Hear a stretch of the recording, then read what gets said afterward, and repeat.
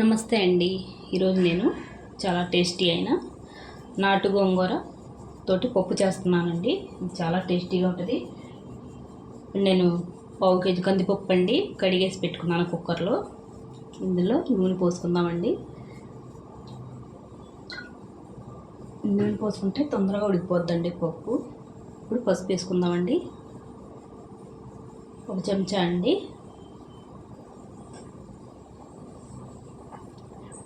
చూడండి, నాటు గోంగూర అండి.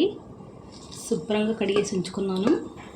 తెలుసు కదండి, నాటు గోంగూర ఎర్రగా ఉంటుంది, అదే లైట్గా పింక్ రంగులో ఉంటుందండి. ఇది చాలా టేస్టీగా ఉంటుంది. ఇందులో 2 రకాలు ఉంటాయండి, ఒకటి పచ్చడి, ఒకటి పింక్ కలర్. కనిపిస్తుందా అండి?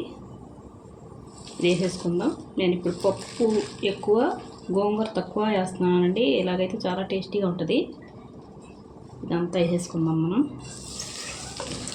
ఒక కట్ట అండి.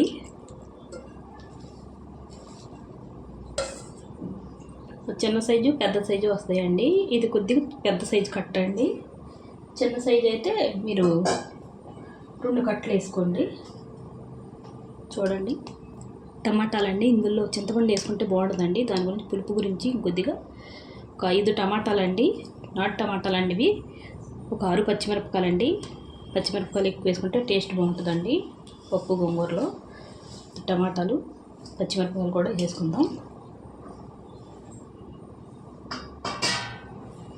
ఇందులోనే కారం కూడా వేసేసుకుందామండి. కారం గోంగూరలో కొద్దిగా ఎక్కువ పడుద్దండి, ఎక్కువ వేసుకోవాలండి, అప్పుడే టేస్ట్. నేను ఒక 5 చెంచాలు వేసుకున్నానండి. చెంచాతోటి కొద్దిగా ఉడికిన తర్వాత మూత పెట్టేసి 3 అన్నా 4 అన్నా విజిల్స్ వేయించుకుందామండి. ఉడికిన తర్వాత చూపిస్తాను. విజిల్స్ వేసిన తర్వాత మీకు. చూడండి, పప్పు ఉడికిందండి. బాగా మెత్తగా ఉడికిపోయింది. ఇది బాగా ఇంపేసుకుందాం. అంటే మనం ఇందులో రుచికి తగినంత ఉప్పు వేసుకుందామండి.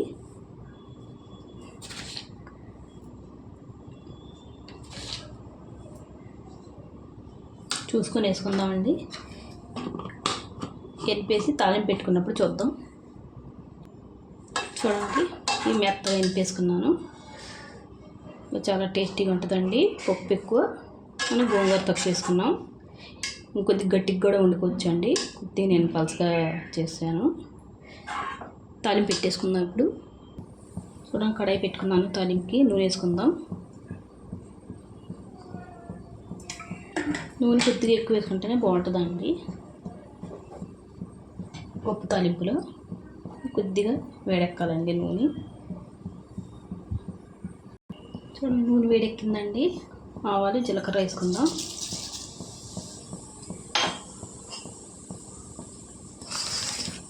నాలుగు ఎండుమిరపకాయలండి తుంచేసుకున్నాను. ఒక 5 వెల్లుల్లి రెబ్బలండి. కొద్దిగా వేసుకుందాం. బాగా వేడితే టేస్ట్ బాగుంటుందండి ఎండుమిరపకాయలు.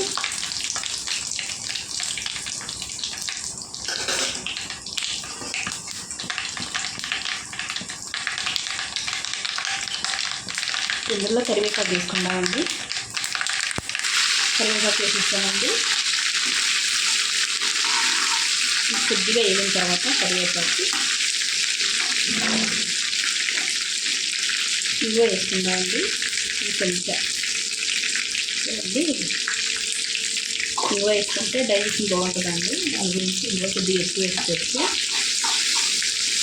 చౌక పెట్టుకొని ఇందులో పప్పు వేసుకుందామండి.